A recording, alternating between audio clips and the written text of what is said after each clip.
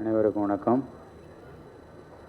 இந்த படம் சம்மந்தப்பட்ட நடிகர்கள், டெக்னீஷியன்ஸ் எல்லாம், சிங்கர்ஸ் எல்லாம் அன்பு அவங்கள பற்றி திரும்ப பேச ஆரம்பித்தா அவங்களுக்கே போர் அடிச்சிடும் இப்போ.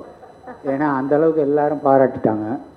தனியாக இப்போ போர் அடிக்க திரும்ப நானும் சேர்ந்து போர் அடிக்க விரும்பலை.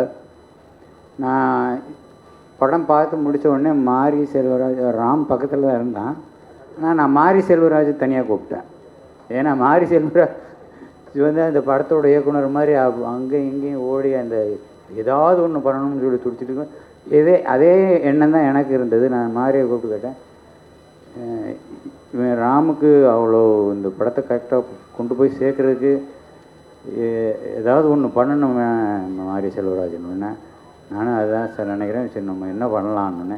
இல்லை நீங்கள் என்ன முடிவு பண்ணுறீங்களோ பண்ணுங்கள், நான் என்ன செய்யணுமோ அதை செய்கிறேன் அப்படின்னு சொன்னேன். இப்போ நான் இங்கே ஒரு வேண்டுகோளோடு தான் நான் இங்கே வைக்க வந்திருக்கிறேன்.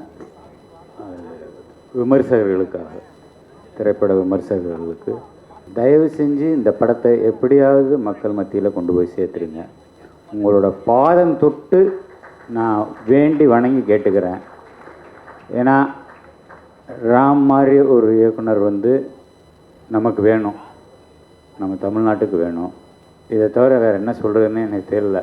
அந்த படம் அவ்வளோ தூரம் பாதித்ததுனால அதிகமாக பேச வரல. எல்லாருக்குமே, இந்த படம் சம்மந்தப்பட்ட எல்லாருக்குமே என்னுடைய வாழ்த்துக்கள். நன்றி.